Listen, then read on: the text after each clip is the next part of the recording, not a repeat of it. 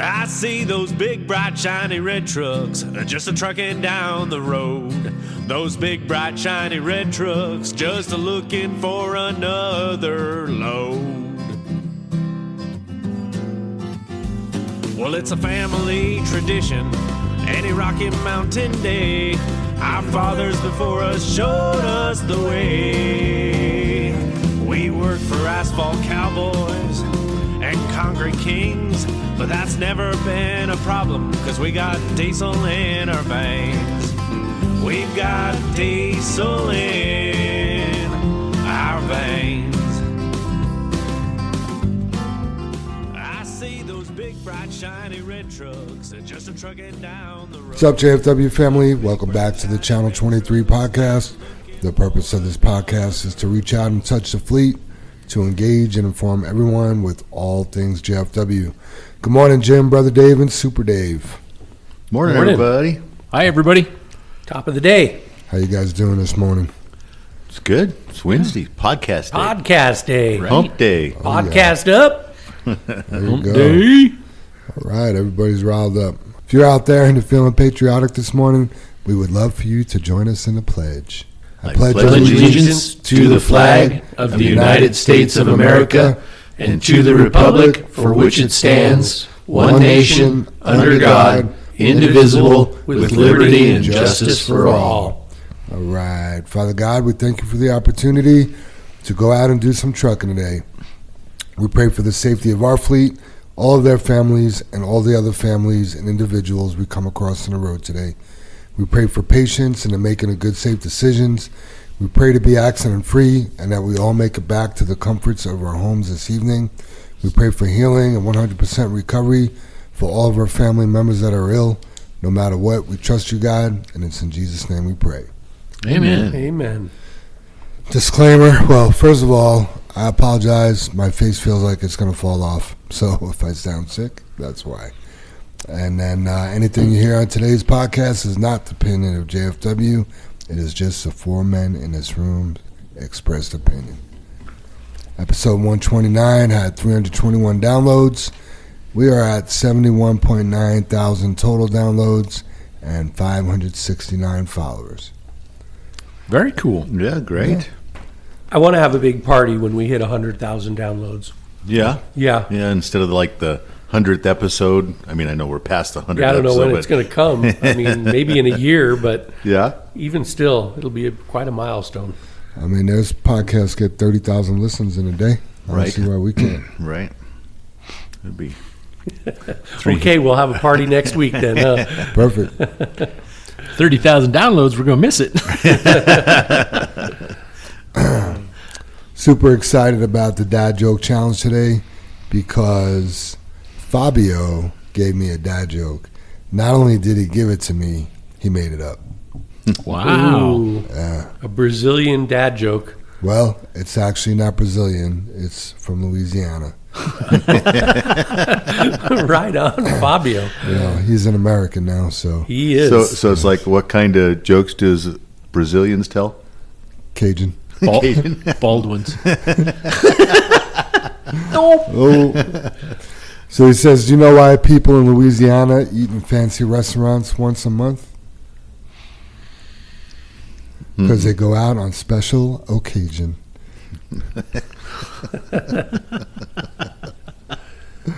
Okay. It's time for the dad That joke was challenge. quite a moment of silence. Well, that's going to be kind of like mine. I've always thought that if I wouldn't have married Holly, what would it take to get a farm girl to marry you? Have you been watching that show, Jim? No, but I did see that. Marry a farmer? Yeah. Is that what it is? Yeah. A farmer's wife? There, Whatever actually, it is? one of the guys, and I don't know if it's this current show or maybe the last one. He was from Colorado. Oh, Yeah, he was from a farm up, up in DeBeck Canyon, somewhere around DeBeck. Oh, wow. Yeah. West. Huh. So do you guys know how you'd get a farm girl to marry you? Nope. You'd have to attract her first. Attract. That's funny. That's funny. Good That's one. very similar to what I've got going here. Very similar as far as the application, I guess you'd say, right? So, did you guys know that the spaces between ladder rungs have increased because Americans are getting taller? I did not know that. Yeah, so instead of like 1 foot, they're going to like 14 inches. Manufacturers claim it's due to climate change. Climate. We wonder why our listens are down.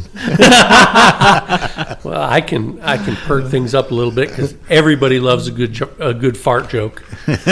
So there's an old married couple that were in church service on Sunday, and the elderly lady leans over to her husband and whispers, "I just let a really long silent fart go. What should I do?" And the husband looks back at her and says, "Change the battery in your hearing aid." I did see that one a while ago, I David. feel like we told that one. I could have told that one, but it's just a good one. Yeah, you're just like, oh man, you just don't expect that. Or you can just see the old lady just ripping it and how loud it is. Yeah, Exactly. I mean, I don't know if this is going to be embarrassing, but Jim Smith, Doogie, I don't know if he listens to the podcast. I know he has before, but anyway, I mean, he told us a story when him and his brother were kids, and they were at church, and you know, the wooden pews back when we went to church, right? I mean, some are still like that, Oh some man, aren't. they were but- hard, huh? Right? And he said he had to fart, and he was holding it. Pretty soon he couldn't hold it anymore, and he farted, and he said it just rattled that wooden pew. And him and his brother couldn't stop laughing. Yeah. And he said at one point his dad finally grabbed his hand and was just squeezing his hand as hard as he could to get him to stop laughing. And I could just picture that. Yeah, I think they ended up separating them in the next week or something Yeah. too. I think Yeah. Doogie said. And by the way, Dave, Linda says boys are the only ones who laugh at farts. Oh no! Oh no! Bella, she cracks up, man. Oh yeah! The other day I pretended I was gonna fart, and she's like, "Dad, don't do it. I'm loaded up right now." You were bringing a knife to Yep. a gunfight. Yep. Oh man. She loves it. All right, new employees. We got Christy Cesario, Nico Pacheco, Randy Alvarez. Welcome to the fleet. And then we also have Sergio Cortez. He started in the shop. So welcome, everybody. Welcome, everybody. Yeah, welcome. Welcome to Glad to have you JFW. all. Welcome to the family. Hope you're enjoying your first week here. Celebrations, anniversaries. Ricky De Leon hit 4 years on the 28th. And then Jack Oquendo Mejia hit 4 years on the 29th. How cool, you guys. Awesome. Man. Both I, rock stars. I know we say it all the time, but man, time flies. I can't grasp it anymore, you guys. Right? I don't know. It's been dragging with Jack a little bit for me. But whatever. Not very exciting on the birthday front. We got no birthdays and no family birthday celebrations. That's weird. Right? Man. It's because we used them up there in March and April. There seemed like there was a lot. isn't there? Basically, 9 months ago just sucked. Right? Right. It was a dry week. But in other news, we got a nice thank you card from Kylie McKee. I don't know if you men had the opportunity to meet her the other day, but Jonathan brought his older daughter one day, and then he brought his younger daughter. I believe it was yesterday. All the days mix up, but very nice to meet them. And Kylie sent a nice handwritten thank you card. It says, "Dear JFW family, I just want to thank you for the birthday card and the Amazon card. I am really grateful. You guys made my day even better. Thank you, Kylie." Oh, that's How awesome. cool is Yeah. that? Yeah, so he's got some good kids. Shout outs. Last week we missed the announcement, but it was Office Administrative Day. So happy Office Administrative Day to the office. Right? I missed the ball on that totally. Like, I didn't even know it was coming. So I did look. It is not on our calendars. Okay. That's a day we need to put on there, but that's not my excuse because I didn't know whether it was on the calendar or not. But yeah, everybody that works here in the office and helps JFW be better, they're just amazing. We're so blessed to have the people we have. I don't want to call them staff because they're not staff. They're just everybody that works together and takes care of everything. So very, very cool, very good people and fun to work with. Chipotle was good. Or was it, what's the other one? What do we get?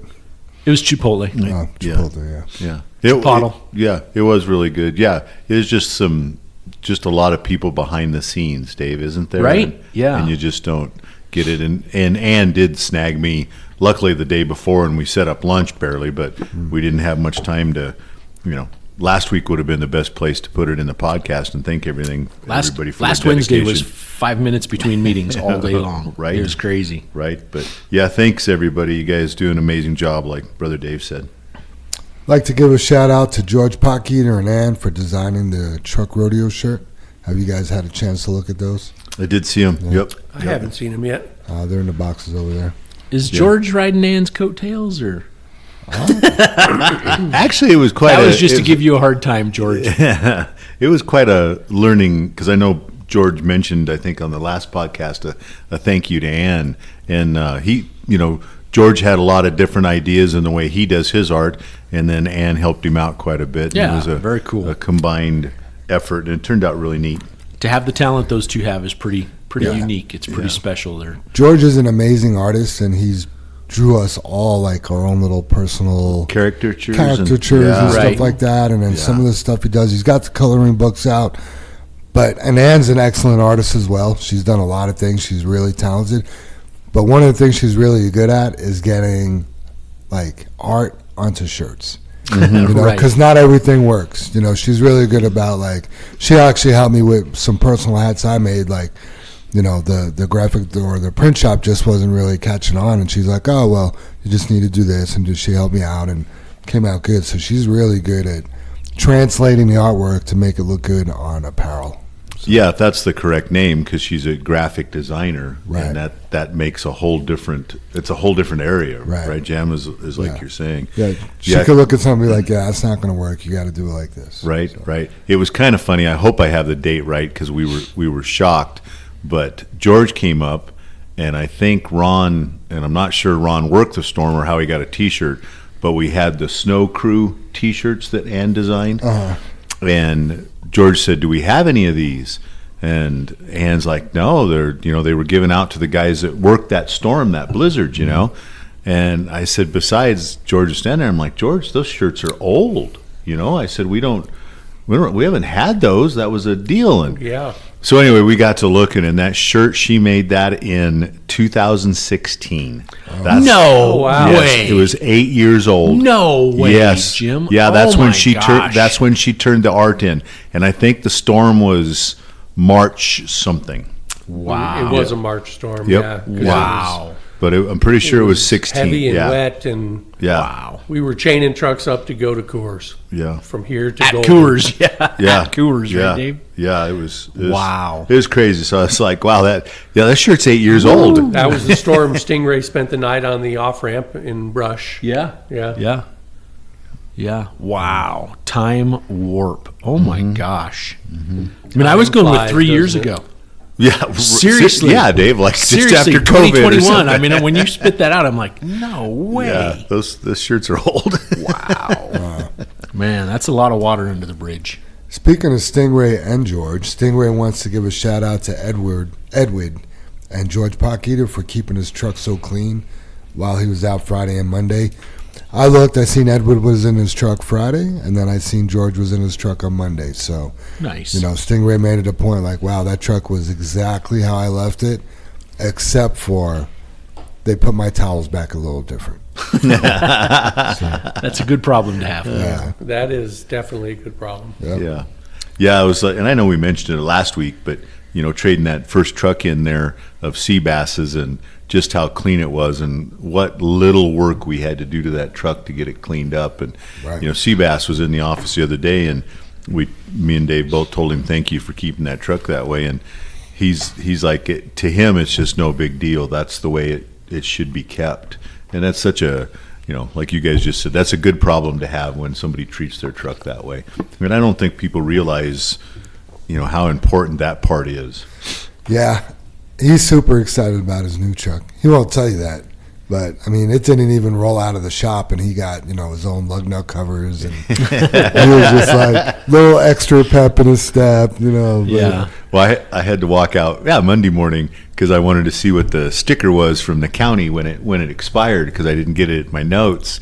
And I stepped him in his truck, and he came over. He was out of the truck, ran in the shop, and he came over and he goes, you have to have permission to get in my truck. I'm like, oh, sorry. I heard him say that. That's funny. And that's all from a guy that said, I don't want a new truck. Yep. Right. Yeah. Right? Yeah. Well, that truck will look exactly like that Yeah, 5 years from now, right? Oh, yeah. if nobody else drives it. So, let's see. So ACT Underground, customer of ours, gave us a shout out via email. He said, "You all offer some of the best customer service that we've ever seen. We sincerely appreciate the service that you provide us and the ease of doing business with your company." Man, That's awesome. Yeah.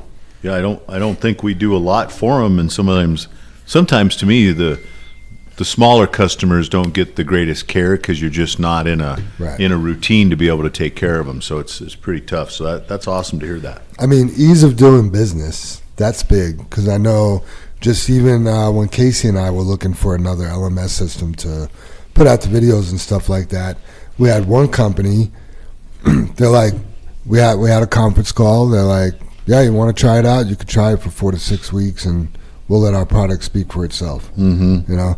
Then we had another company, we had 3 conference calls set up and we didn't even get to the demo yet. You know, we had a girl qualify us to make sure they want to talk to us. Then we had another person qualify us to see if we're serious about buying. And at the end of the call, they're like, do you want to set up another time for a demo? And I'm like, we're just going to pass. You guys are making it too hard. Mm-hmm. We got a company we could do a trial with right now, so. Yeah, it's funny the different, I don't know, values, cultures, all that kind of stuff. I was telling Brother Dave that I ran across an interview, and I don't remember who she was talking about, but she was the chief executive officer for UPS right now, and or former.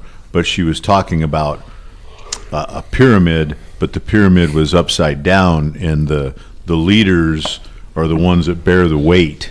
And it was a philosophy from another company like Costco or one of those, that the philosophy, if you're bearing the weight as a leader, and that the people above you can take care of the customers, and you're taking care of the people, your people, so they have the freedom to do what they need to do, like take care of the customers. She was like, the business just can't go wrong. It just, you have 2 things going for you. You've taken care of your people and you're taking care of your customers. Nice. And she said she solidly believed in that concept, and that's what one of the companies she was talking about does so well. And I need to try to find that again and see if it was like Costco or one of those companies. But so important to have a culture where you're taking care of your people and your customers, and I think that's what we continue to work on. Love it. Paul Chavez, he wants to give a shout out. So we had a meeting with a few drivers last week. It was about mobile phone use.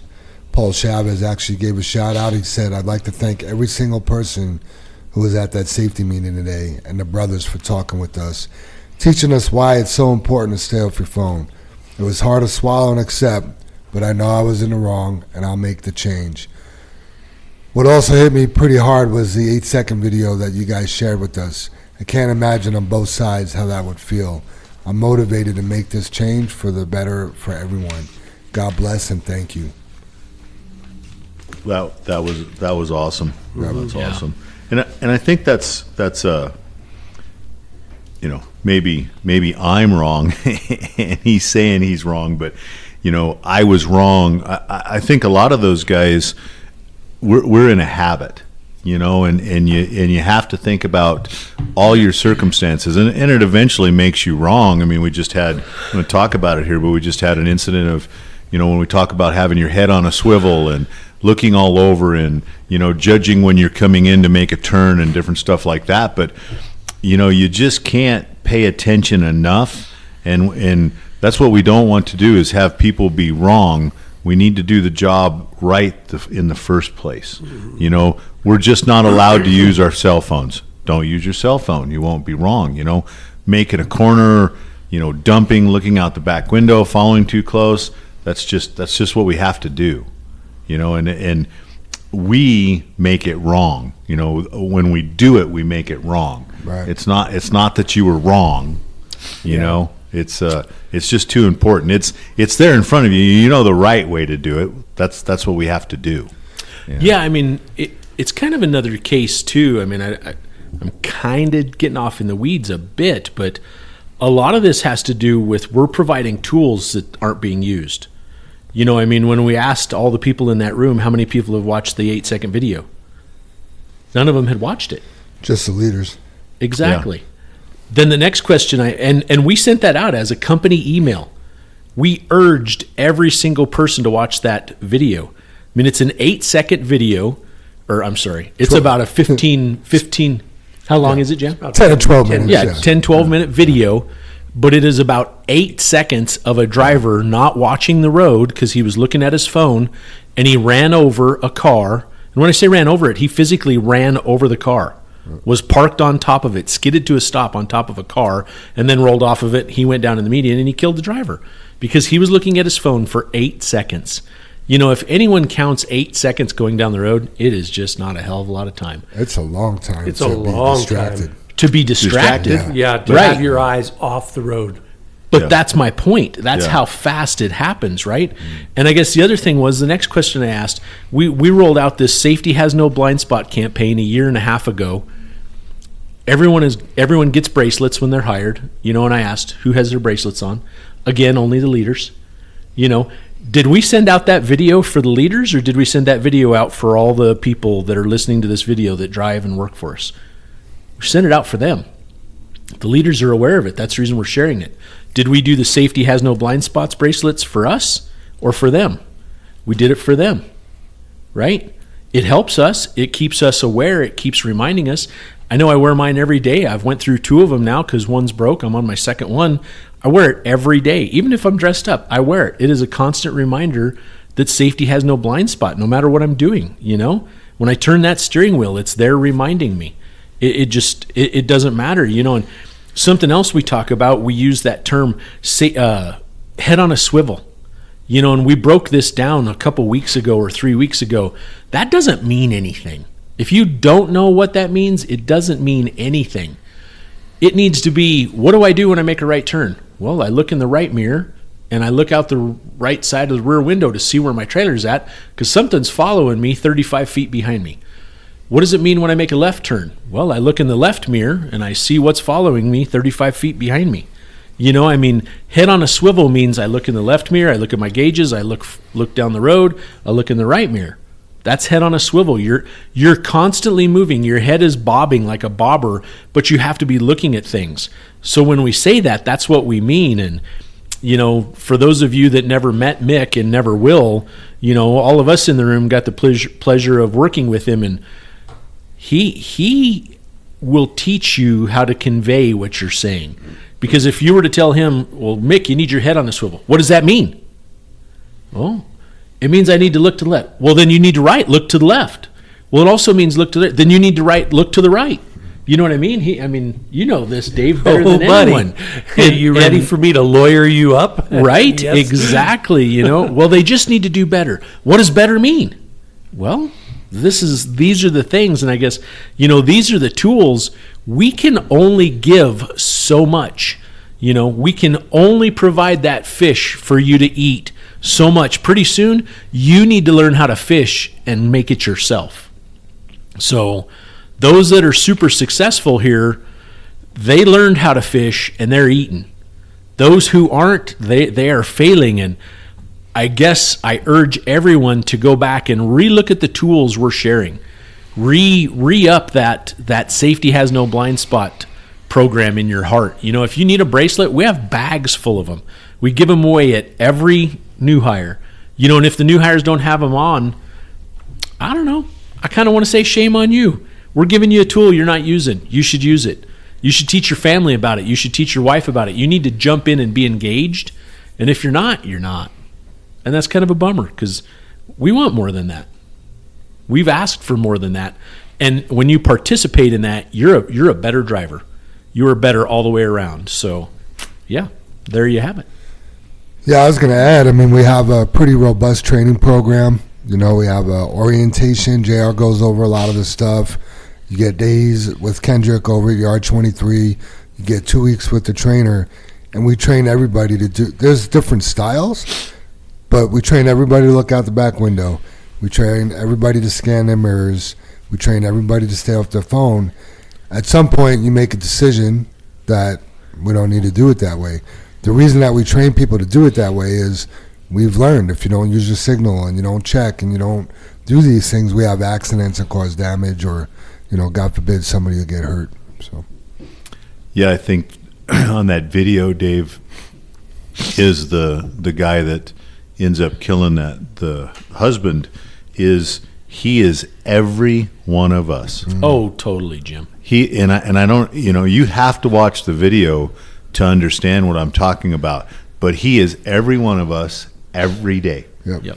He was excited. He was looking at his phone. They were looking at a rental, and I think we've mentioned this too. There was nobody on the road with him. He thought it was perfectly fine to use his phone. Right. There was nobody sitting at that intersection except for the one car. I mean, it is, if that video doesn't leave a pit or a tear in your eye, you shouldn't be driving. Right? yeah, just so.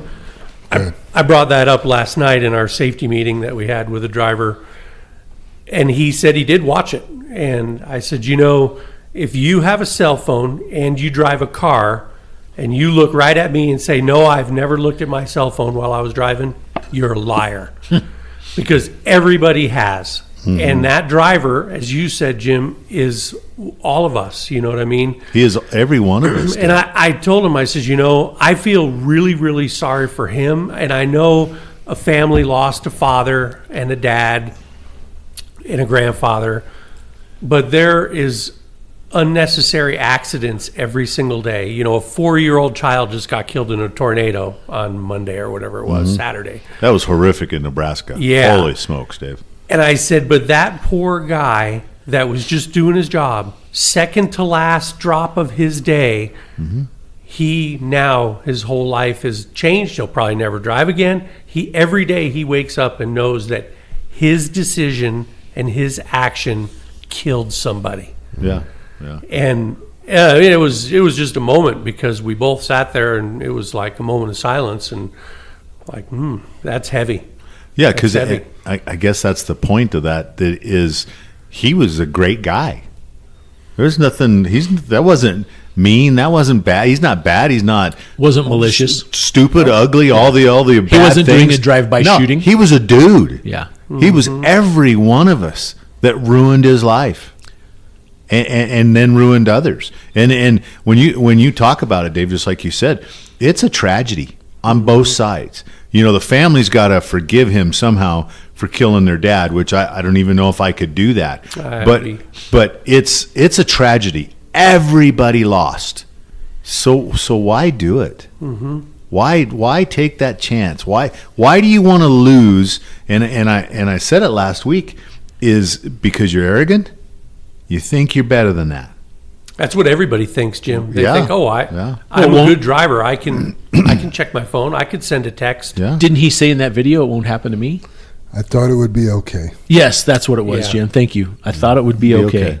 Yeah. I thought it would be okay. Yeah. Hey, that video, I did put the link up in the show notes last week. I'll put it in this week's show notes as well. If you haven't watched that video, take the 10 and 12 minutes to watch it, and it should change your life. And watch it with your family. Watch it with Yeah. your kids. Watch it with your wife. That we are all guilty of this. You know, I mean, what's amazing is, you know, we're having a problem with distracted driving, and yet all day long you guys see it. All day long you're watching cars. You know, the person that's drifting from one lane to the other, they're on their phone. Or you're behind them and it's 55 and all of a sudden they're doing like 45, and you see their head pop back up and they accelerate off because you start to go around them and they put their phone down, or That's no whatever shit. whatever the case may be. You know what I mean? Oh, yeah, I see it all day. So it's okay for you, but not them. You know what I mean? It's a tough thing, but I guess also use the tools we provide. That's the frustrating part. It makes me wonder, the company that guy lived for, did they have a program? that says safety has no blind spots? Did they have posters on their gates at the yard? Did they have a podcast that was available to them that spoke to them about safety and distracted driving every single week? We run into so many controversial things. We're pros and conned all day long by people, and like it or not, we're doing this for the betterment of the company. It's a decision we've made to help make people better and to help educate them. So I after we had our podcast, Jim, you mentioned to show that video to Lexi, my granddaughter, the 15-year-old that's just got her permit. I shot a text out to Jennifer and said, hey, you make sure you and Nick, her husband, sit down with Lexi and watch that movie. And she hasn't got back to me yet, but she just thanked me very much. That's so important that even that 15-year-old girl that's on her phone, every time that I see her, she's on her phone, that she sees that video. Yeah, it's going to be a habit, and it sinks in. And yeah, Dave, you're absolutely right. And the thing is at her age, she may not grasp because I'm not a truck driver. I'm not going to drive a truck, right? She might not think of what we're trying to do, but we know about the girl that ran into the back of our truck texting. Well, she was, yeah. And it's the opposite. That's what we want her not to do, is to hurt herself or others. It doesn't have to be in a truck. And I hope that. And I was going to say, and I know the driver you talked to last night, Dave, is a fairly new driver, and I wonder for all of us that's been in so many situations driving, that a brand new driver grasps that fully. Because, and I know you're killing somebody, but the close calls you have, the people that cut you off, the times where you may not have gotten stopped, and different things that we've seen that it just bothers you, somebody stepping off the sidewalk and different stuff like that. If there's a background enough to feel what that driver really does feel, if you've got that experience. Because I know the one Pet Sematary, the original Pet Sematary movie, Stephen King, when they begin the movie and that driver's driving and I think the kid runs across the street, it bothered me so much I quit watching the movie. I think I've mentioned that before, because the guy is in a beautiful Peterbilt, grabs a gear, turns up the radio, the whole bit, and that kid walks out in front of him. Gonna have a good day, and it turned out to be the worst one of his life. Yeah, and it because I can visualize that, I can feel that after driving a truck, how important that is. Just bugs me. Yeah. I didn't see the movie, Jim. Did the truck run over the kid? Yeah. That was the whole gist, that the little kid they bringing back or whatever, because the Pet Cemetery or however that works. I mean, I can't even really tell you about the movie, because the first scene I was like, I can't. Yeah, so I'm not into it. Not in the mood. Yeah. You guys in the mood for the truck rodeo? Absolutely. This weekend, huh? Truck rodeo this Saturday, May the 4th. Be with you. Yeah. Be at the JFW Yard 23. It's at 5400 Forest Street from 8 a.m. to 2 p.m. There'll be a first, second, and third place trophies, overall best score trophy, and a trophy for the best pre-trip score. There's going to be a truck driving challenge course, 25-question test, end dump related, a pre-trip, and there's going to be food and drink for everybody. And then Joanne did send me another text message this morning, wanted me to add orientation and breakfast start at 8 a.m. The event starts at 9 a.m. sharp. Contestants will be broken up in 3 groups. They will get a swag bag with information in it during orientation. Parking will be on Forest Street. There will be signage for everything, so please follow, and as always, drive slow and keep your head on a swivel. There will be kids there. Lastly, parents, please watch your kids. There will be a lot of moving parts. May the 4th be with you. We are so excited and hope everyone has a great time. High road up. Let's do this. Joanne's fired up. Yeah, we're going to have, I know they ordered a bouncy house, and there's some other stuff, so definitely, guys, watch the kids out there. This is a family event, and can't have any any racing and not looking, and the same thing we're talking about right here. You got No drinking. Yeah, no drinking. Yeah, we don't. Yeah, need, last year there was an issue. Yeah. With cars coming in and out, and yeah. yeah. You have to do it. It's the what if. You know, you can't. You have to look into that future. You know, it's like we talked about. You know, looking at where your trailer's going, Dave, and you touched on that. But the beginning of that is, do I fit? Can I make that corner? Should I even attempt that corner? Because you can just stop, or you can go, I don't fit, or I don't think I fit. But if you don't think you fit, then you really have to watch. It's proactive versus reactive. Yeah. Right? Yeah. You have to be reactive if you're stuck in that situation. Yeah. If you're If proactive, you get there, you've gotten out, you've walked it, you've looked, or you've went through there and thought, God, this isn't the best way to do this. I wonder if I can go a different way and make it easier. You know, just like we're talking about how we get into what's the place down on Santa Fe? Rio Grande. Rio Grande, thank you. Yeah. You know, I mean, everyone's been going one direction, and then Chris Beam wrote in and provided another direction, and it's, better. So he's it's given funny. up. We talk about, I've used the term for years, just stop. No one's holding a gun to your head. You know, I mean, there's sometimes there's a better way or another way or, something like that. So, yeah. The other thing though too, Dave, and I love that. I know we've preached that. Just stop. But the thing is you have to see what the problem is to be able to stop. yeah. Mm-hmm. So it's so many moving parts. Yeah, when you're looking at your Google Maps and you're trying to find your way to a delivery location, so you think, okay, great, I'm going to take, 3rd Avenue down, and I got to take a right on Maple Avenue. It's just straight shot, right? No problem. And then you get down to Maple Avenue and you approach the corner, you have to identify, oh, shoot, I can't make that turn. Yeah, I don't fit. What do you do? Yeah. What do you do? What do you do? Just stop. You don't. The answer I'm looking for is you don't make the turn. You keep Right. going straight. Right.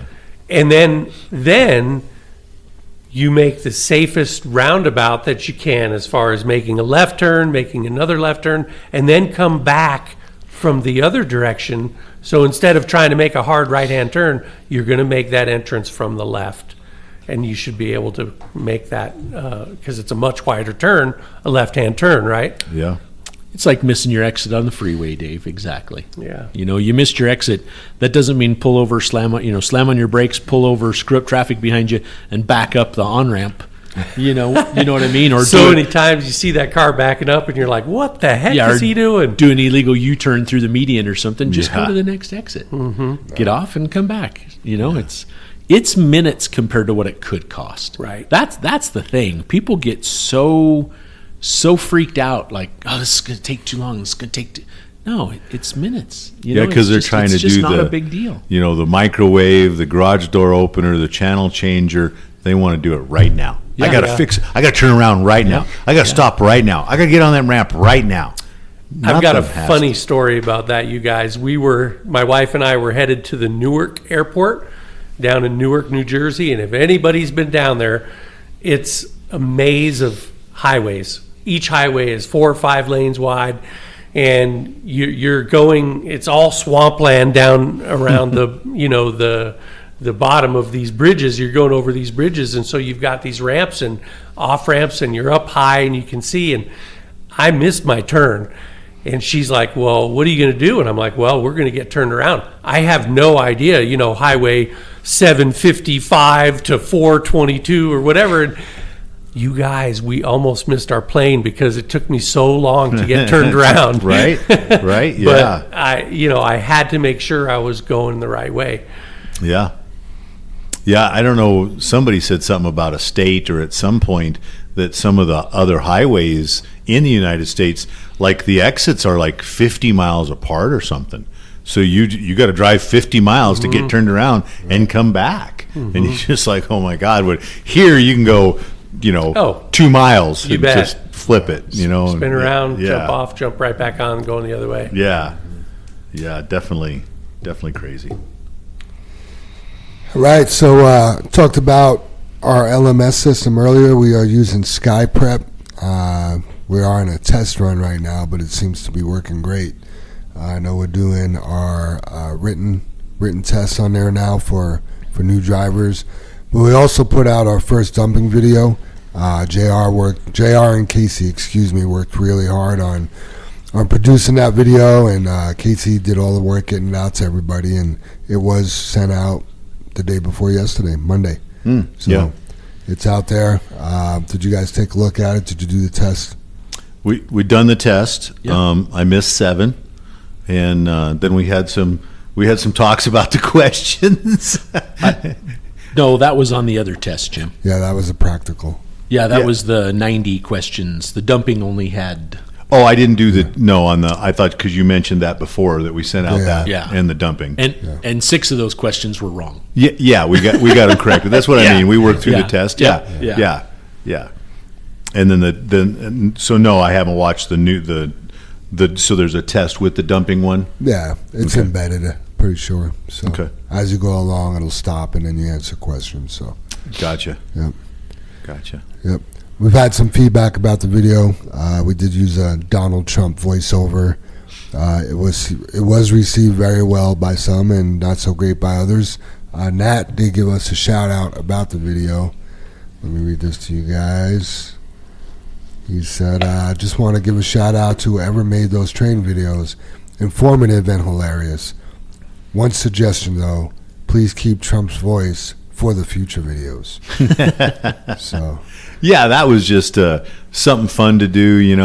I know it's a political atmosphere and all that kind of stuff, but it was just fun to, we all joked, and I think he had it in the video at one point and took it out or whatever, but make dumping great again. And it's such it's such a serious situation of what we want, and we just added some fun to it. And I'm sure, I wrote an email that if we picked other voices, there would have been a complaint about, too fast, too high, too slow, oh, that person did this, and and then I know JR, when he found the voice, he asked us all about it, and we're like, maybe it'll be good to have some fun with it, because it is such a serious situation. It's a serious video. It's funny because there's been 0 feedback on Bubbles. Yeah. And Bubbles is in there and cusses and everything about it. You know what I mean? And there hasn't been any feedback about that. Yeah. Right. So, I mean, no matter what we do, we're always going to have some controversy around it. And I guess what I mean by that is, when we had a whole fleet of nothing but extended hoods, we kept having accidents on the right side in the blind spot. Guess what? We've been fighting accidents in the blind spot for 40 years, right? And we put mirrors on the hoods, and it eliminated 50% of the problem, right? And everybody was like, those mirrors look like shit. They're terrible. I don't want to drive a truck like that. And then Jim and I are like, wow, those mirrors would be better if they were on both sides. Pretty soon we're putting them on both sides of the hood. And then it's like, oh, I'm not going to drive that truck. That looks like shit with, mirrors on both sides of the hoods, right, Jim? Yeah, absolutely. It's just a controversy, and it's like, wait a minute. We just made you safer. We just made you better. We just made you, 10 times more responsible Gave on us the road. another tool. Exactly. And there's controversy around it. Now we don't even buy those trucks because they're not as safe. They don't even make them anymore. And it's not because of safety, but it's because of emissions and greenhouse gas and climate, and that's all from our leaders. So I don't know how we not be political either. Yeah, it is what it is. And the situation about that, Dave, is we don't take anything as a joke. No. We've never thought it was funny or anything like that. It was just cute, like we said, making dumping great again. Right. And like you said too, I mean, how many companies have that? What's the word? Culture. The dumping video, but that intricate of a dumping video. Right. I mean, you should be able to follow that dumping video wherever you go. Yeah, wherever you go. But A to B, never dumped a trailer and go stop, pause, and do what's in the video. Right. Stop, pause, do what's in the video. Right. And get your truck dumped. Yeah. And never have dumped a load. We've just given you a tool to be better. Yeah. Right? Yeah. Super Dave's right when he said that. Yeah. Another tool, Dave. Yeah. So, I mean, we'll always have controversy around us, no matter what. Yeah, and maybe pros and cons. Maybe from this, if you haven't watched the video, maybe you're like, they use Trump's voice. Maybe I'll go listen to it and see Who's you know? Bubbles? I mean, the other funny thing is I don't think we could use Biden's voice, and I don't want to get political, but Because nobody would understand him. exactly, Dave, and that's just the funniness of the situation. It's not A and B. It's not anything. It's just the funniness of the situation. Right. Lighten up. Yeah, I think the one driver that did oppose the video, he just thought that, if it's a safety video, we shouldn't be joking about it. But, to make it a little bit more interesting and engage people, I don't know what's wrong or right anymore. Yeah. So. Yeah. Yeah. That's what I mean. There's always been controversy. There always will be. Yeah, Yep, I'm glad everywhere I go, there's controversy. Yep. glad everybody's got opinion and can voice it here. That's the thing. Right? Absolutely. Super Dave, I have a question for you. How many ways is there to exit the red lot? One. Aha. Interesting. Okay. There's really three. What is the correct one? One. Yes. Yep. So no matter where you park in the red lot, we don't want you going out I'll call it the north alley. Yeah, north side. North lane, yeah. Don't want to go out that north lane, have to make that sharp right. We want you to head south, turn to the west, and then turn back to the north to get out, to get a straight shot going through that gate. We did have a driver run it over yesterday, and we just don't need that. It's a really sharp turn, and is it possible to do it? Yes. Have I done it? Yes. Should I do it? No. Right? It's just, why put yourself at risk? It's just really tight through there, and if you're not really paying attention, shit could go wrong real quick. Yeah, absolutely, Jim. Yeah, it's just one of those things. This is the best route. Yeah. Just please use it. It's a truck route. It's a truck route. It is a truck route. Yeah. Are you being proactive or reactive? Yeah. Right? Yep. Sometimes you got to turn south to go north. Just like going to Rio Grande. Sometimes you got to make a Absolutely. right to go left. Yep. Right? Don't ever push a bad position. Don't ever push a bad position. I like it. Wholesome has some news or requests. Says it's been requested that all trucks, and that's just if you're going there, tearing at Daniels, Longmont, and Platte Valley on Monday, May 13th. All drivers are not allowed out of their truck while being loaded, nor while trimming their load. We have a new QR code for our site-specific training to make it easier for you to share with your drivers. Please ensure that all drivers sign up and complete the site-specific training for each Wholesome location that they are visiting. Site-specific training is required the first time you enter the site and every year thereafter. This must be kept up to date. To assist us in meeting this requirement, we are asking that all trucks, regardless of current status, tear in on Monday the 13th to ensure site-specific has been completed. Please ensure that all drivers have completed this site-specific training prior to arriving on site. I will add the QR code to show notes.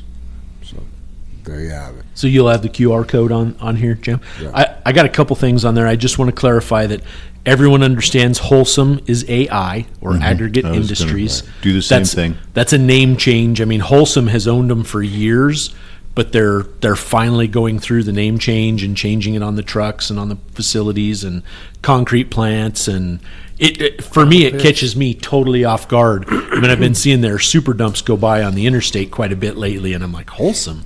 What's the cement company doing with end dumps? You know what I'm like, it just freaks me out. Super dumps. But anyway, yeah, so that's AI. The other thing is, I guess we're going to have to get it clarified, because it's going to be impossible to trim a load if we can't get out of the truck, right? We've got to get out and open our gate and close it. So we've got to get out of the truck. So at some point, I guess I'm calling on Chris Beam. You always seem to figure things out pretty easy. Go up there and go, well, I need to trim. I am not allowed out of your pit because I'm overweight, but I have to get out of my truck to open the gate. So what do I need to do? And I'm just saying, Chris, because you figure things out pretty easy and pretty fast and pretty simple. We can always complicate things or keep it simple. So we like the keep it simple theory around here. So we got to figure that out because I don't know how to trim without getting out. I think the big thing, Dave, and I know we had this whole conversation yesterday with Kendrick, and I think I have it correct, Kendrick is showing a safety video from Wholesome that covers Morrison, Yeah. AI. I think JR does it in the day one orientation. Exactly. Kendrick ran the class this week, Super Dave. That's how it came up, and you're right. It's the one that JR does. But the training video shows up at Morrison, or wherever it's at, I believe Morrison, for the driver to look out the mirror To dump. to dump. Not a very good safety video, Yeah. right? Yeah. And Kendrick brought that to our attention, and we're like, God, that's a problem. Yeah, Right? yeah. And I mean, here's a sand and gravel company that hires trucking companies all day long their safety that says, video. hey, look in your mirror to dump. Wrong Yeah. answer. Yeah, and Kendrick said how he does it with the new people is he goes ahead and has them back up. Sometimes he puts two people in the truck, but over there at yard 23 when he's training, he has them back up, and he backs them up to a certain spot, or he backs them up, but he has them only look in the mirror. And then he has them raise the trailer up like 3/4, and then he has them get out and look. And he said not one person has recognized in the mirror that the trailer is leaning that much. And when they get out of the truck and look at the trailer is clear leaned over to one side. He backs them up on a pile on one side. Yep, on that one side. I didn't want to give that part away, Dave. That's the secret to the sauce. Well, the new guys aren't going to listen to this and know it. you gave away the Burger King. They're not going to know it.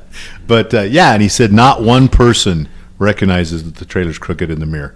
And he said it is such an aha moment to be able to catch. But I think through all of this, if you guys watch a video, go across the video or anything like that, please do not use the mirror to dump.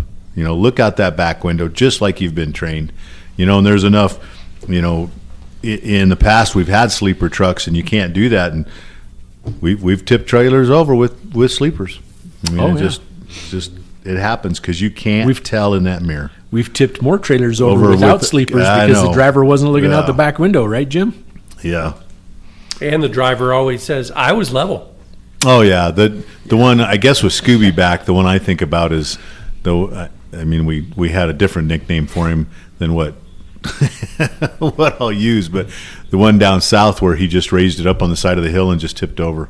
Never looked, never nothing. Just ran it up and ran it over. And me and Scoob had to go down and grab the trailer. And Scoob was running the lowboy at that time, and we lucked out, and they had a big loader on the site, and we just used the forks that they moved all the concrete pipe with just to fork the trailer up that was laid over and laid it on the lowboy. It was it was easy to fix or bring back. I don't know. It sounds terrible. We lucked out that there was equipment on the job, but should have never happened. Hours and days. I mean, I understand what you're saying when you say it was easy, Jim. Yeah. It's not easy. Actually, you know what I mean? No, it's not. It's not. Did you need to be down there? No. Did Scooby need to be down there? No. Did the lowboy truck need to be down there? No. Yeah. Did we need to waste all the hours? Did we need to spend $20,000 to repair the trailer? No. Yeah. So but I get what you're saying. We've had some sites where we've had to set stuff upright, and it's like, this is not going to be easy. Yeah, we do. Yeah, but you could tell the story, Dave. But unless you can really paint a picture well, unless you don't. You're there. Yeah. Unless you're there. Yeah. It is something else. That's what people don't understand. To make the repairs or to get back to, I'll call it. We started at point A, meaning the truck was in this condition, the trailer was in this condition, the job site was in this condition, and we showed up and we failed. We either hit something or laid a trailer over or whatever, like the fence out here where we tore off the gate from the red lot for the neighbors next door. To get that back to point A, it's mind-numbing.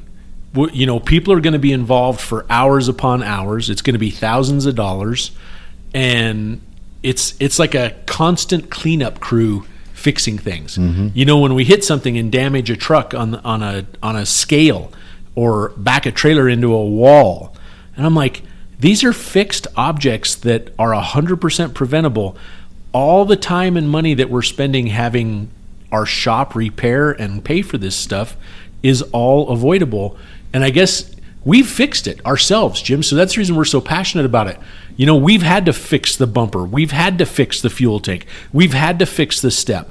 We've had to fix the fence. We're there physically and financially paying for it and doing the work. When you have to do that, oh my God, is it a wake-up call? It is a wake-up call to go, man, I'm not going to do that. Look at what happened here. Look at what that person did. I learned from that. That's not going to happen. You know, we need to, here we are, you know, we're providing more tools to help people get better. But unless you're taking those tools and using them, you're wasting your time and you're wasting ours. Heard that. Anybody going to Burlington? Because we do have a lot of trucks going out there these days. You need to make sure you are axle and gross legal, right? That's 36,000 pounds on your drives and your trailer axles, and then 80,000 gross. You do need to go through the Lyman port. Some guys want to load up and go around the port. Me and Soup were talking about this yesterday. It's just not worth it. It takes too long to do that. So, Well, you disagree? No, I don't, Jim, because why are we talking about this? You're going to drive to Burlington and go stay off I-70, clear to Burlington, or then go around the port? From Spec Ag? Yeah, even to get to the port, I was shocked at this being on there. Because it's like, who's It's good? not about staying off I-70. It's about getting off and then going around the port and getting back on. Yeah, Dave, but still, you shouldn't be on I-70. Not how I take it, loading it up, you know? I would have to look, you guys, because did we take some sand or some river rock out of Morton to that job here a couple weeks ago? Or was that a different job that Garrett had us going on? I don't know. Remember, we took some material out of Morton going, I don't want to say Burlington because I could be wrong. Maybe it was going to Lamar. I thought it came out of Lamar to Burlington. No, well, we didn't get that job, right? But I mean, I know we took some stuff out of Morton. I'm going to step out on a limb and say Lamar-ish. It was somewhere down there. Now, from there, you could go out. And I don't even remember the route. Jim, what is it, like Bromley out and then go south and weave your way around? Is it going to take you longer? It's still going to take you longer.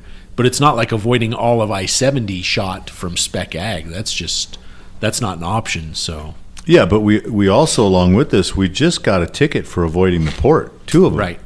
And so you're going to drive out there and then try to avoid the port? Right. Are you talking about the ones on Santa Fe? No. Oh, okay. No. The I'm talking about, though, Jim, you could load up to 85,000. Well, we could even use our overweight permits and clear the secondary port. On the secondary. Yeah, if we the come heavy in from, side, yeah. if we come in from Yeah. the north, we clear that, and we're Yeah. good to clear Lamar as well. Yeah. I think the key there is from Spec Ag. Totally. Like you said. Yeah, spec or Yeah. fair play. Yeah. Yeah. Can't be done. Yep. Least well. Can't be done well. You know. And then Jam, I just, not to try to correct you, but I heard you say, you know, you got to be axle legal. That's 36,000 on your drives, 36,000 on your trailer, you know, but you got to mention that's what Colorado allows you. You can't be 36 and probably not be under 80. You know, No, you won't be because your steers are going to be 11 and change. yeah, that's They're what. going to be 82,000. Yeah, that's what I was so- getting at. That's what you're allowed. I just want to clarify for a new guy that, you know, we're allowing you that. But if you're 35.5 on your drives, your trailer is going to have to be, I don't know, making it up 32, something like that. You get, you know, to be under that 80. And I just want to make sure everybody understands that. Yep. Good point. Good clarification. We're talking tools. Yeah. I mean, it's There's a lot to what we do. Yep. Yeah. Speaking When of- you talk tools, sorry, Jan. Yeah, go I ahead. just, you know, tools of the trade. Yeah. You know, learn about axles. We should You start know? a quote: "Use a tool or be a tool." Use your tools or be the tool. Yeah. There's 2 tools in your toolbox. Don't be one. Yep. Speaking be a of tools, Sorry, I'm good. running rhymes in my head now. you're good. The new cameras have a new tool on them. Not everyone has a new camera, but as we replace cameras or get new cameras, they now have a panic button on them. We talked about it last week, but I just want to say that we actually verified that's what that button's for. We had a couple drivers try it out, and it works. It'll record 15 seconds before and 15 seconds after you hit that button. So just kind of like when we had the Surfside cameras, so now you don't have to call JR or myself and be like, hey, pull my video at 10:13. You can just hit that button and it's going to pull it for us automatically. Yeah, and please with that button, you guys, that could be a huge distraction. It will take the 15 seconds after and 15 before, right, Jan, is what you just said? But just don't be driving and trying to get to that button and hit the button and be distracted. And, especially if you're trying to catch an accident, you need to really pay attention. So just be careful. Some of you won't be able to hit the button. You won't be able to reach thanks, it. Jim. Yeah, can't. That's a long ways away. That camera is a long ways away. It's Depends for who. yeah. Especially with a seatbelt on. Yep. They, I don't know if they still offer it, but they used to have like a little tattletale or pigtail that came off and the button just went on your dash. But, Oh, yeah. I don't think it's that clean looking. Two, I don't think we need that. But I think through the, unless we go way back, I mean, I'm glad the button's on there and they're updating the stuff, but I mean, I've really enjoyed how many drivers call and ask you or JR or somebody to look, and you guys easily look, and it's a lot safer, and you guys can manipulate it because you've got it on the desktop. So. Yeah. If you call in, one thing important, if you can't reach a button and it's too dangerous and it's a distraction and you want to call in, that's fine. Don't just give us the time though. Give us your location. I mean, where you're at and across street, because that'll just help us kind of tie down where it's at. Because some drivers will be like exactly 10:13 a.m. and it's like 10:17. You know what I mean? It's like something's off there. Yeah. So yeah. just give us your cross streets is the best way. Yep. And then the super dumps, we're getting those back. Is it next week or are they coming back? 3 guys are flying down to pick them up Friday. Great. So we'll have them on Monday. Yep. And then when are they going to service, you think? We got to get them painted and got to get liners installed in them, Jam. So A couple weeks. At most, I hope. Yeah. I hope we can do one, get it painted, get it on the road. Do the second one, get it painted, get it on the road. Got it. Yep. And they're ready to go to work. We got the work lined up for them. Yep. That's awesome. Yeah. Good stuff. Well, I'll talk to you about the DocuSign for the new cameras here after the podcast. Try to get those rolling in time. Gotcha. And let's see. That's all I got for the discussion, guys. Anybody got anything else before we move on to questions? Yeah, I don't know. I guess I wanted to what we talk about in the podcast. I guess the Samsara is actually it's sponsored by Samsara. I'll have to share it with you guys, but they've got an article or a magazine out that's they just celebrated their 100th written article, I guess, that they've produced. And I've been going through the paper trying to see if there's different things that are good tips.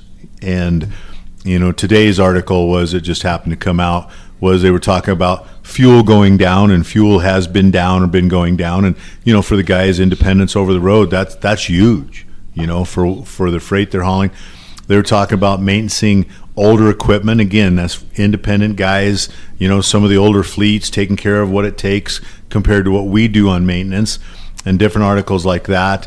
They talked about, health of eating properly out on the road and different things like that. And I kind of think about our podcast when I'm reading different stuff like that. And we're trying to address the safety situations, like us talking about that 8-second video and looking out the back window and doing stuff like that. And I know we say it over and over, but I hope everybody pays attention to what we're talking about. It will save somebody's life. I mean, fuel being down out on the road, that's important. Eating healthy, that's important. But this is a whole different level. Looking out that back window or not using your cell phone, that's a different level. That's a different circumstance than just some magazine talking about truckers. And I don't want to. I'm not trying to bash that magazine. I'm just talking about the podcast and the importance of this. It's okay that we talk about it over and over, Jim, because when you listen to your favorite song, you listen to it a lot, right? Yeah. Especially when you first discover a new song that you really like. And when you do that, don't you memorize the words? Oh yeah. Right. So that's what we're doing here. We're getting guys we're going to repeat it and repeat it until they have it in their head. That was something else that I was going to bring up on the we've always had pros and cons, or we've always been controversial because the song for the podcast, it was too long or whatever the case may be, right? There was scuttlebutt about it, and there's just always controversy. But I don't think people realize you're so many people comment on things or have their opinion, but they never do anything about it. They never participate.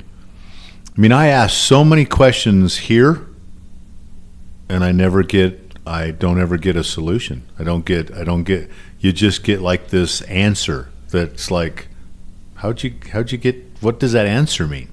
And I think people, nobody came up and go, hey Dave, I got a great song for you. I'm a songwriter. No, nobody did that. This video, we've spent the time and created a dumping video. Nobody else cares. Hey, I think part of one of your most serious problems is dumping. Nobody came to us with a dumping video. Nobody goes, hey, and I'm going to use this guy's voice in it. Nobody, just criticize. Can we sell that? Right, Dave? Let's sell it to some end dump company in Illinois. And on top of that, I would love to sell that. I would love to do that. But on the other hand, Dave, I wouldn't mind giving it away to save somebody's life. Or not not have a company wreck a truck. Because like me and Dave were just talking, and you've been on the wrecks to have to fix one. Sure have. And yet we could maybe educate somebody on dumping. So, in so many cases, I would love, if you're going to criticize, come up with a solution. And I hear very few solutions. It's so true. Everybody's so quick to criticize, but then that's it. That's all they say. It's just oh, that's stupid, blah blah blah. We're it's and maybe we've learned it because we're faced with trying to make it better, Dave. Mm-hmm. And how many years have you fought beside us? And Jam, you've already knocked off 5 years here of trying to make things better and what it takes to do that. Delivering a load is easy. Making a difference is hard. It's huge, but I can say firsthand we've gotten a lot better. Oh yeah. Yeah. And that's what we're continuing to do. Right. It never stops. Yeah. And there will be pros and cons. We'll be criticized along the way, and that it doesn't matter. I guess that's what I mean. It doesn't matter. We're doing the best we can. Mm-hmm. We're the men in the arena. Yeah. Mm-hmm. Wow. Yeah. Mm-hmm. Yep. Sweating. There will always be noise, no matter what you do. And bleeding. Yeah. Bleeding? Mm-hmm. Oh. Yeah, that's part of that quote, right? The blood. Oh. Yeah, I heard Kennedy in one of his speeches goes back and uses that speech and how he does it, and he's got that Boston accent that Kennedy had, and the way he draws it out, and it was like, man, I'm stuck on who did the speech the best when you hear it. I've got a Teddy Roosevelt quote on my high road home. Ah, love Teddy. Listening to Teddy Roosevelt read it, it's just so like his style of reading is like old fashioned almost. Yes, so, yeah. I tell you what, though, man, some of that stuff, like, I just bragged that I loved Masters of the Air there on Apple TV, and how that was clearly it wasn't a documentary, but it was all based on fact. Mm-hmm. I mean, 100% fact, right, of these three men. And when they go back and you hear Winston Churchill inspire his people and the hell they survived. I mean, they were literally surviving bombings daily. Daily. Unbelievable. When's the last time you went home and you got bombed? Right? I mean, right? It sounds so stupid. Yeah. But when's the last time? Yeah. And how what inspiring I mean, families would gather by the radio just to hear his announcements. Yep.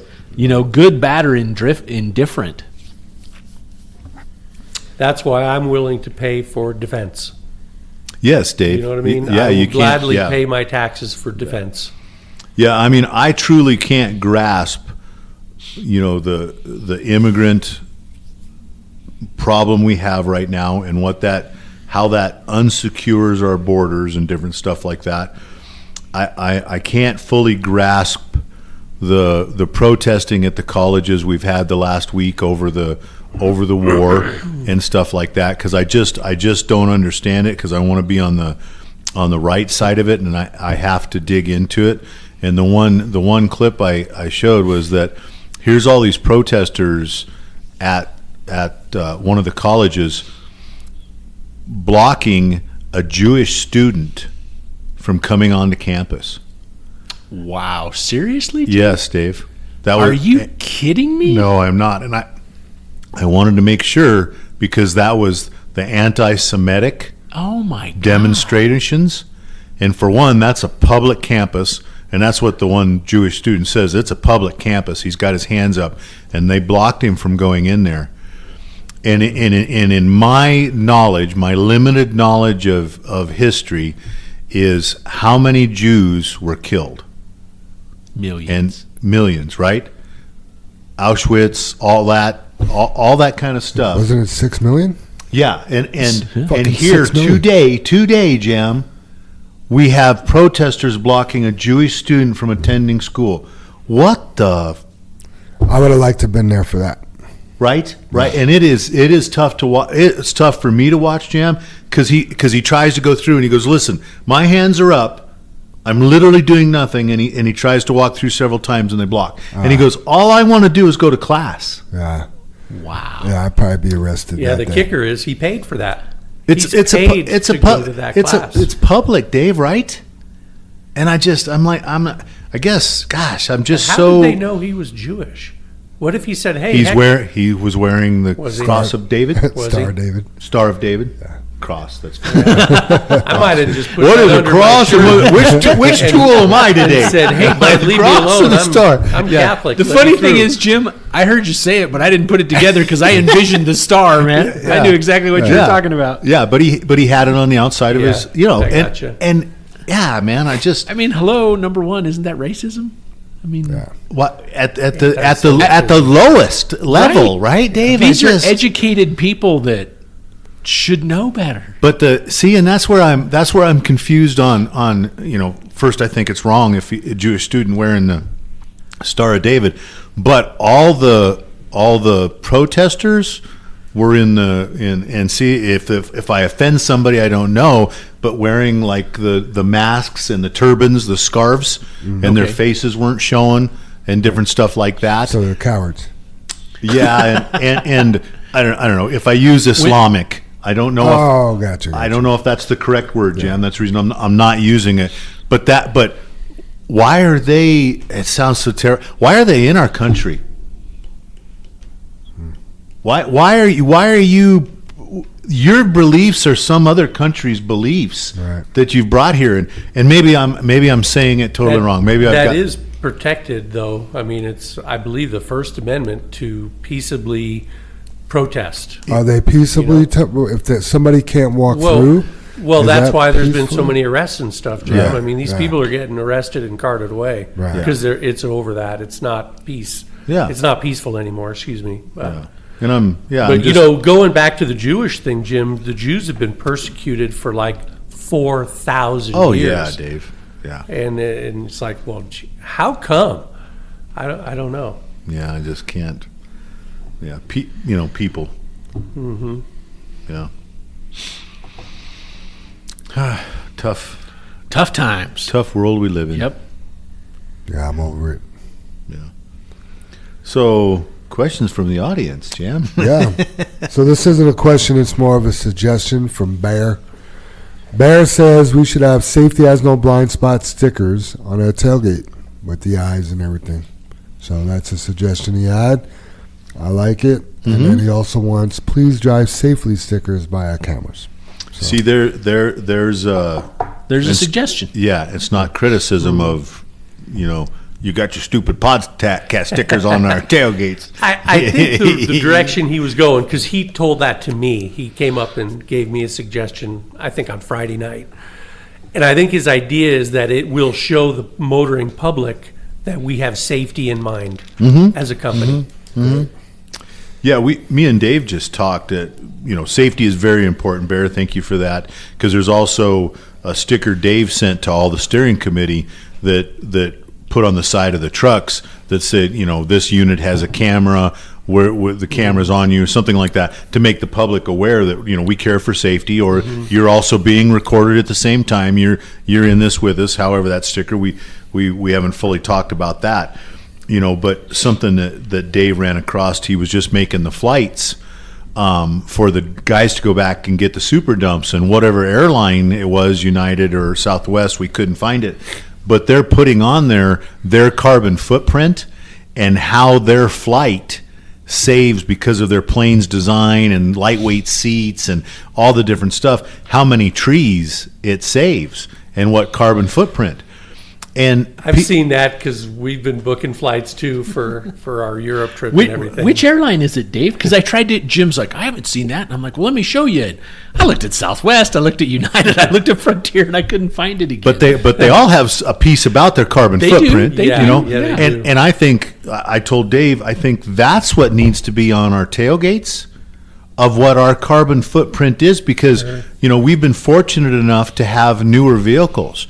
We just went to the meeting again last night about 270 and about the plans at Vasquez and what they're doing on 270 and things like that, a community outreach.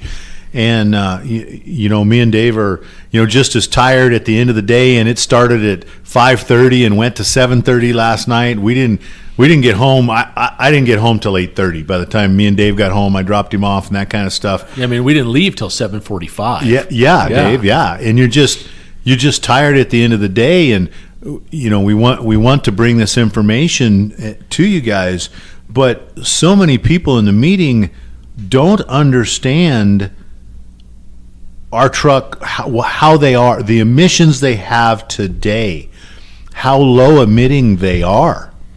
And a lot of the people there, as they were talking to us, and this was kind of after the meeting, because one of the big concerns, you guys, is during construction, how much polluting they'll be doing. The smoke, the damage, the stuff in the neighborhoods, the dust, the extra equipment, all that kind of stuff, all concerns, which, you still got to make the project happen. That's the bottom line. And most of the equipment that will be used on the project is newer equipment, so it's all is top of the line, lowest emitting emissions it can be. So there's all good things. But when you educate or talk to the community about that, they're like, "Oh, okay." They get it. Some of the people I talked to last night, they're realizing that, like, the electric cars aren't going to work. One of the gentlemen I talked to was from the Latino community, right? Latino, Dave? Green Latinos. Green Latinos. And one of the areas some of his constituents live in, when they checked with XL, it was just a low voltage community that's never used much electricity. So XL can't supply them the correct amount of, they don't concentrate on them. XL doesn't care about them. They're just a low voltage using community. And so he asked XL, he goes, so some of the Latinos here can't buy a Tesla and plug it in? And XL goes, nope. Don't have the electricity. Wow, I have never heard anything like that before. Exactly, Dave. Yeah. And you're just like, because it doesn't work. Mm-hmm. It doesn't work, and on top of it, it's unfair. So yeah, there's so much information in the world, you guys, that we don't know about, don't try to be involved in, and I think some of it's truly covered up by the specific lobbyists that are pushing another agenda. And you know what I mean? Yeah, and it's Pretty political, Dave. yeah, it's not.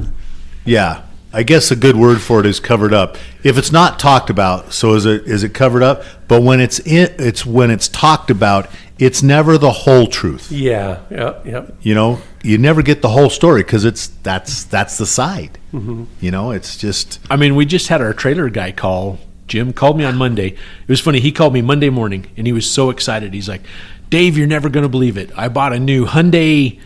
Is it called the Ioniq 6 or something like that?" It's just 6, but the name of the whole car is the it's the electric Honda. That's Ioniq. Yeah, Ioniq. It is. Yeah. But the model is 6, whatever. And he was so jacked. It was so funny. I mean, he was so pumped up and excited. He's like, "Dave," he said, "I couldn't pass this car up." He goes, "I'm leasing it for like $229 a month." He goes, I can't go wrong. It is such a cheap car payment." And he goes, "I can go like 350 miles. You know, he went over because they incentivized him to get free charging, which is a grant, you know what I mean, somewhere along the way that the government has given Hyundai to pass on to the consumers, which great. You know what I mean? Cliff's trying to take full advantage of it, and he's just loving it and blah, blah, blah, blah. And I'm like, yeah, that's great. And, this, that, and the other. And we finished talking about some other stuff and go on our way, right? 4 hours later, just before lunch, he calls me and he's like, "Dave, I'm pissed. I'm pissed." And I'm like, "What, Cliff? What's going on?" And I thought he had some trailer info or trailer news or something to share. And he's like, "I just got my insurance quote on that new car. It's $6,200 a year." He said, "It's almost triple my car payment." I'm like, "Cliff, why?" And he goes, "Well, the insurance companies pretty much, when you get hit, they total the car because they don't know what damage has been done to the battery." So he said they're just totaling cars left and right, so the insurance rates are just going through the roof on electric cars. Wow. See, I never knew that until you told me that story. Yeah, so I mean, I just sat here and did the math, and I have no proof of this, but I mean, Cliff has never lied to us. No, he's a number guy. One time in 30 years, Jim. 2 plus 2 is 4 with him. It's not 5. Right? I just took $6,200 a year. I divided it by 12. That's $516 a month. So it's almost $300 more than his car payment. That's more insurance than your 16-year-old pays, right? Yeah. What's funny is I said, "Well, Cliff, you had the electric Tesla before, and you've had all these other cars." And he goes, "Yeah, Dave, this is higher insurance." And he said, "With my Tesla," he goes, "it was a $90,000 Tesla or $100,000 Tesla. I didn't think too much about it." You know what I mean? He's like, I just didn't think about it. It's a $100,000 car, pay more for insurance." And he's like, "Now I got this cheap car and I'm still paying that much for insurance?" Whoa, so how can people afford that? You know how they got to put those cars out when they catch fire? No. Oh, they carry a special foam or some type. When I say powder, it's like a fire extinguisher powder or something, Jam. They got to let it burn out. Really? So they just let it sit there and burn? They have blankets to put over them, but they got to let it burn out or submerge it completely in water. Wow. Yeah. Well, that's good for our air, huh? Or our water. So the electric cars are not much better for the air when they're on fire. Yeah, there's just it's the agenda that's being pushed, which is you're back to political, and that agenda is not the best for everyone. Mm-hmm. Not good. I mean, there's 25 states suing the EPA. Good. Yeah. Good. Because they can't make the mandates that are going to be required in 5.5 years. I mean, it's so we'll see. I mean, you can't make this shit up. Nope. Big Country has a question. He asked, "Would you ever consider running super singles on the Boca trucks?" I laughed to myself when I first said, before Christ. That's BC. Gotcha. Man, I like where your mind's at, though. That's good. Amen. I guess I want to clarify the trucks or the trailers. He just said Boca trucks, so I'll let us explain the difference. Well, we've shied away from them on the trailers because we know those trailers go out of state or long haul. So there's a 50-50 shot if you lose one tire that you could limp in on the other. And when I say it's a 50-50 shot, if the tread has all come apart and it's all wound up around the axle and loose and flopping, it's a service call. If we lose a super single, it's automatically a service call. If we just have one go flat, can we limp it somewhere? Yeah, so it's a 50-50 shot on the trailers. If you're asking about the trucks, Big Country, we've tried in the past, and we haven't tried for years again, but I don't see how it would change. We can't get any mileage out of the drive tires of the super singles. And it doesn't matter whether we put it on a super small engine with low horsepower or a super high horsepower engine like the whole fleet is today, right? But we can get no mileage out of the drive tires whatsoever. We're talking like 60,000 miles, and I think on average now we're getting about 120. I mean, if you go across the fleet, we like to see 120,000 out of our drive tires now.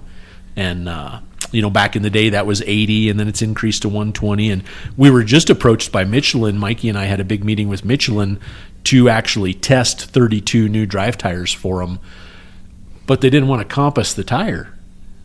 And it was $18,000 out of pocket for us to test and give them the information to their tire. And we're like, well, we'll pay what we pay for our current tires, but not and then some, which was the 18K. If you want to comp the 18K and we pay like we normally pay for a regular tire, Test all the tires we'll you want. test all the tires you want. And they were like, oh, okay, well, thanks. We'll pass. I would have told him, so will we. we'll run your tires, but then we'll sell you the information that you need. Oh, That's too funny. funny, Dan. Yeah, and I forget they're anticipating. They were trying to sell us on the increase of how much further it would go, but it's a test, right? There's no guarantee. Don't come and ask me to test your stuff and want to charge me to do it. Exactly, Jam. I mean, exactly. that's basic business. Like, Right. we're testing it for you. We're not paying extra. Yeah, and we're talking Michelin worldwide, Yeah. Oh, yeah. not Michelin Colorado or Michelin USA. It's Michelin worldwide, right? Who's going to go for that? Like, I want to know. I want to know who signed up for that. Exactly. BC also leaves us with a good quote. When it comes to road safety, the timeless wisdom, better late than never, serves as a reminder that taking the time to prioritize safety is never in vain. Whether it's adopting safe driving practices or understanding essential road regulations, embracing caution is a commendable choice for a secure journey. Good job, Big Country. That's awesome. Good Safety, info. yeah. Safety topic of the week, watch your trailer when watch your trailer. Watch where your trailer is tracking when turning. I'm having trouble speaking as well, Jim. Right? So if you're making a right-hand turn, you gotta look in your mirror. You could even look in that back window, see where that trailer is at. You can't drive it like it's a car. Yeah, all those pieces are yours to watch. Yeah. that whole thing is your responsibility. Responsibility from the bumper to the tailgate. Yeah. That's Tips and tricks from Ray Davis. He sent this to me on my way upstairs, so it's not proofread. Disclaimer. I'm just kidding, Ray. It looks like you did a good job. Cleaning out your trailer and staying on the beaten path. I like your title. When you are switching materials or at the end of the day, you have to clean out your trailer. It is part of the job. When sweeping out your trailer, make sure you clean out the Z-strip, knock out any rocks that are stuck with the backside of your broom handle, screwdriver, or I like to use a pry bar that comes in your tool bag. It is bent, and you can get up in there and knock them hard to get out rocks out. Yeah, if you want to stick your pry bar in there and just get a little pressure, that's cool. Don't crank on that thing too much, though. Make sure they look for holes in your liner when sweeping out, and if there is one, getting it ridden up right away so it's an easy fix. I like to raise my trailer all the way up every other day or so and lift up the liner, making sure I get any of the rocks out from underneath the liner. This will help your liner last longer and not have holes in it. If you have a grain or shale from CMEX, ask dispatch to go to Ragsdale and wash out so we're not contaminating materials. Remember, also not cleaning your trailer out at the end of the day is a loss or a disqualification and safety bonus. Let's set the bar high and be great. This is why we are the best. With May here brings rain, and rain brings mud and soft shoulders and unlevel dumping areas. Let's stay on the road if we need to pull over on a shoulder. If you see your trailer's tires sinking when backing, you can always pull forward and back a couple times and will roll and compact the ground to be more stable. If I see that the ground is not hard and the first set of trailer tires start to dig a hole, I stop and just bring my trailer to me so it doesn't dig that hole and make me get stuck. Let's stay on the high road and do our jobs. Hope all is well with the JFW family, friends, and listeners. Remember, safety has no blind spot. Look and lean, sit up on your stool. Don't be a fool. Hope to see everyone at the rodeo this Saturday. Think Ray's going to be DJing it. Much love and respect always, Ray Ray, the Black Sheep, 0013. Good job, Ray Ray. Yeah, and man. I just want to step up and say thanks to him. You know what I mean? Absolutely. He's a warrior in the arena. He's here every day, always has a positive attitude. I mean, I laugh. It was either yesterday or the day before. He was giving away hugs, and Mikey was in my office, and I was like, "Oh, Mikey needs a hug." And Mike's like, "No, I don't." Pretty soon, Ray's giving him a hug, and he's laughing, and I was like, "Oh, I got away with that one." And then Ray gives me a hug, and then pretty soon he's hugging John in the shop, and it was funny, man. So good job, Ray Ray. You're awesome, man. We don't say it enough. I know sometimes we give you a little hard time about grammar or something else on there, and I guess maybe I need to rethink that because that's criticizing the man in the arena. You know what I mean? Just having fun with Ray. He's got tough skin. He can handle it. He does. I'm not worried about Well, at least his things don't sound like Donald Trump. that. Right. He's got such tough skin, you can write all over him. I think the reason we're appreciative too, Dave, is here's just like you mentioned, and stealing your words. He's in the arena with us. Yeah. Here's some suggestions. I know him and Chris were doing tricks and tips and tricks to start with, and Ray's kept going with it and stuff, and Chris will turn in different stuff here and there. But here's a guy wanting to be involved. Yeah. And that's what makes you feel good about what we're doing. He's consistent, is Yeah. what I Yeah. like. I mean, it'll be, it takes a long time to sit down and do this. fuck yeah. Yeah. And that's why he trains so much, because he wants to help make JFW better. Yeah. Yeah. Yeah. Yep. Yeah, and how and we've obviously we've talked about it, but here's from if you think I haven't driven in a long time or whatever, or a way it used to be, here's a guy that's in your arena every day making deliveries, and he's talking about the same things we talk about on the podcast, and this is it, the Z strip, the liner, the soft spots, the rain. It's top, Right, he just- top of the list important. Yep. He just covered everything we need to cover. Yep. And then some. And then some, yeah. Soup, you're up. I'm up. All right. High road up, everybody. I rode up. This is our high road hauling for the week. This is a little bit of advice, I think, not only for you, but for your family, your kids. And I think it's a pretty important point that everybody can appreciate. So everybody has heard, do what you love and you won't work a day in your life, right? Well, guess what? Don't do what you love. Do what you're good at. Well, maybe if you're lucky anyway, you can do what you love. But anyway, listen to this. This is an excerpt from an article by Lisa Cleary. And I don't know who she is, but she's obviously a writer. In elementary school, my parents bought me a karaoke machine for my room to appease my love for singing. I was told that I could sing until my heart was content as long as my bedroom door was closed. I had a drum set, and my parents told me the same thing. In all my glory, she says, I did just that. I recorded myself singing Whitney Houston, Mariah Carey, Madonna, and I flew through stacks of blank cassette tapes. They say, do what you love and you'll never have to work a day in your life. And I can't agree more. If I had pursued a singing career, I guarantee you I would have never worked because no one would have ever hired me. This is somewhat of an urban myth. You can't do what you love if you can't get a job. So what about what about doing what you're good at? Turns out Lisa was very good at writing and worked many hours, not only writing articles and blogs to get her work noticed, but also the multiple jobs she needed to keep to pay the bills. In her own words, I simultaneously worked in publishing during the day, attending graduate school full-time during the evening, and then wrote a daily health column for NBC at night. I went to sleep at 3 a.m. and woke up at 7 a.m. And I drank around 9 cups of coffee a day, and I'm not going to lie, the schedule's miserable. And my personal life took a beating too. I took power naps during lunch in my car at work. I barely showered. I never dated. I missed birthdays, baby showers, and holidays. And I learned which friends supported me, and I learned which friends didn't.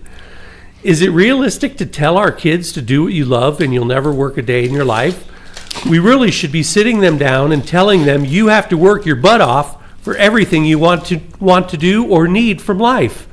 They need to know that they need to learn to work, not to find something you love to do. We just need to work. It can take a lifetime to find your passion or a job that is the holy grail for your soul, but you can work your way into a career that is fulfilling and pay the bills because you worked to get there. You can learn to love work no matter what you do. A job well done is an experience second to none. You benefit in every way. Working hard is not a God-given talent. We learn by watching our parents and grandparents. At first, we don't know why they work so hard, and then at a certain point, we start understanding working hard and basic necessities are connected. And as we get a little bit older, we learn that want is different than need, but both are interwoven with hard work. Without hard work, we have nothing. Not a roof over our head, food to eat, or clothes on our back. Not to mention the extras like transportation, gifts, and toys, adult and child's alike. What you work at is really secondary. Whatever it is, do it well and do it to the best of your ability, and everything else will fall into place. And so the quote this week is a little bit on that line, okay, spoken by Theodore Roosevelt, who had so many outstanding quotes, but he said, "Far and away, the best prize that life has to offer is the chance to work hard at work worth doing." There you go. That's a good one, Dave. Very cool. Work. That's probably one of my favorite high roads, Dave. I really like that. Cool. Yeah. Cool. That was, except for the paragraph in the middle of her talking about her karaoke machine, that was all me. Nice. I like it. Yeah. Oh, That's nice. awesome. It's true, Yep. right? It's true. We got guys building their own dad jokes, and Super Dave's writing High Road Hollins. For years. Final thoughts? Anybody? Anybody? Somebody? Bueller? Yep. Yeah, I just, that was a good high road hauling, Dave, about the work. It's got me thinking some other stuff. And again, maybe we're starting to repeat some of the things that we've talked about in all the different episodes, or maybe I am as far as final thoughts. But, some people seem to be born with the ability to overcome setbacks with relative ease. And I don't know if it's a trait, that you're really born with, or you develop it because you work hard and you learn to overcome things, Mm-hmm. But it's a resilience that I think you build or are born with to overcome things. And people with resilience have a greater sense of control over their lives. And I think that control that you Agreed. that you get, I don't know, it's a resilience, but it's that control is being able to work through whatever's went on, right, and working at it. Mm-hmm. Whatever that resilience, you still had to, get up in the morning, or you had to have a meeting, or you had to talk to your wife, or you had to confront an addiction, or you had to do something, and that's work.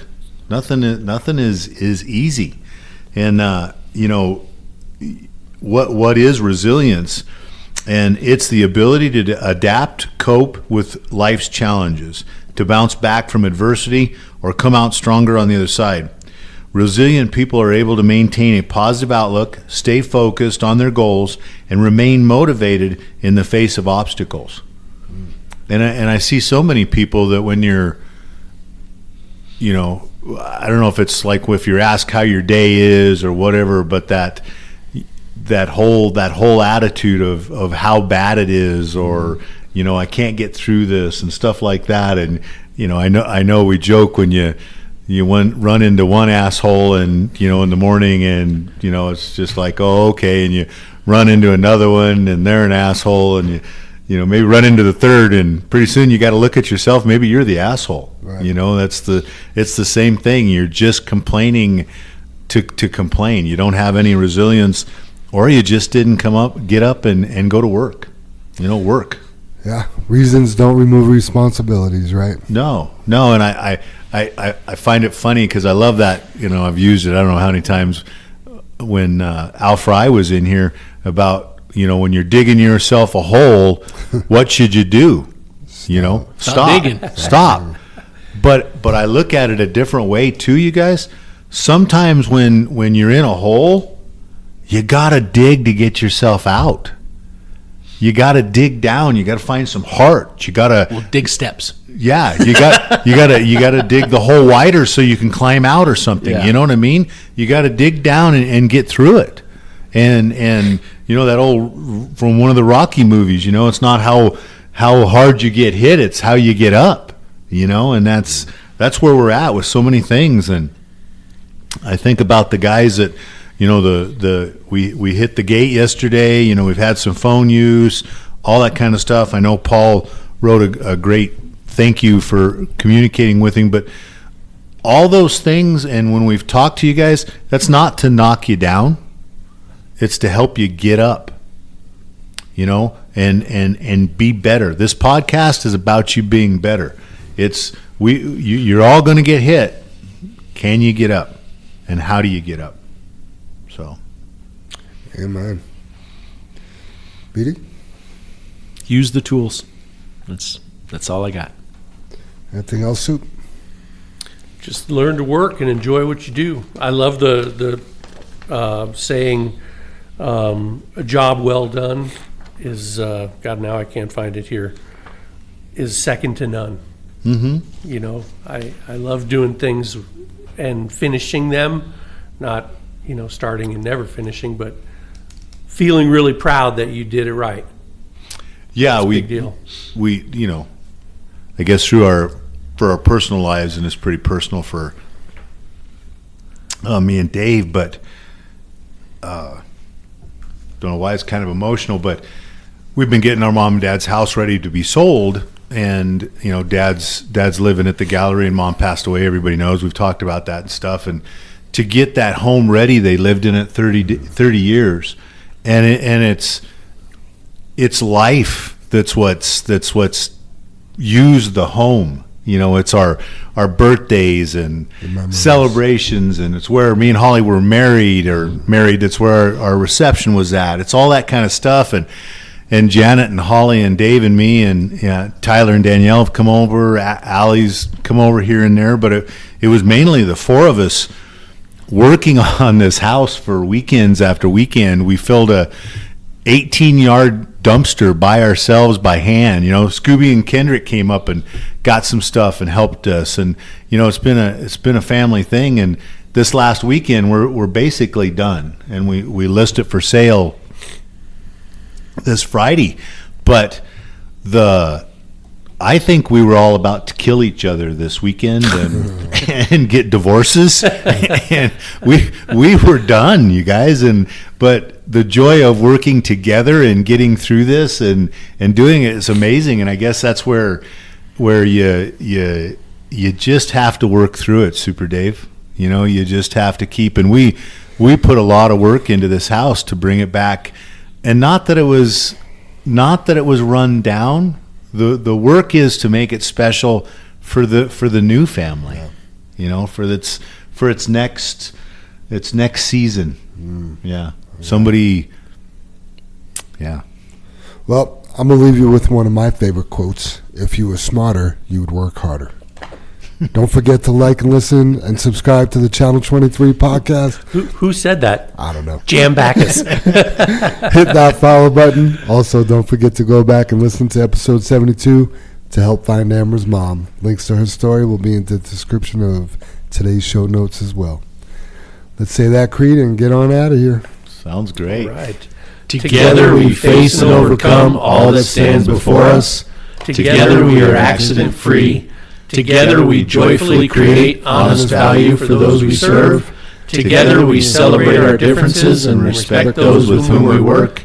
Together we are accountable for our words and our actions. Together we are the JFW family. All right, everybody. Thanks for listening. Have a great week, everybody. Yeah, Next everybody week. be safe.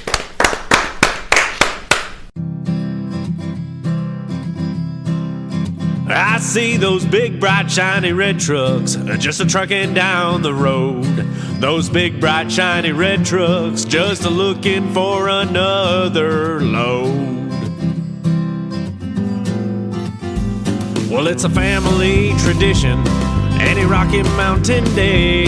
Our fathers before us showed us the way.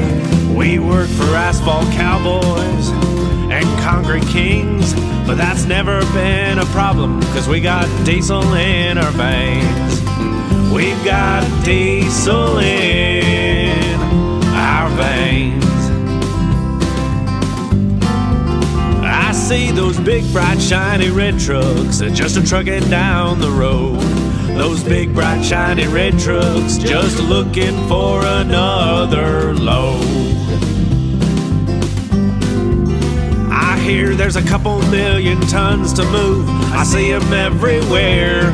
So you best get out their way and watch that sand and gravel disappear. There's another run to make. We gotta get it there on time. And we got what it takes to lay it all out on the line. We'll lay it all out on the line. I see those big, bright, shiny red trucks just a-trucking down the road. Those big, bright, shiny red trucks just looking for another load. Those big, bright, shiny red trucks got the best drivers in town. They got all the tools they need to keep that hammer down. When they hit them scales, they won't need to dodge them, won't need to duck them. They just keep that hammer down, and they keep that diesel trucking. Keep that hammer down, and keep that diesel trucking. I see those big, bright, shiny red trucks just a-trucking down the road. Those big, bright, shiny red trucks just a-looking for another load. They just keep them doors a-closed, keep them butts in their seats, cause those customers are calling, and those red trucks can't be beat. They've gotta put the hammer down and pick up another load. Get it off the ground, keep them eyes open and on the road. Keep them eyes open on the road. I see those big, bright, shiny red trucks just a-trucking down the road. Those big, bright, shiny red trucks just looking for another load.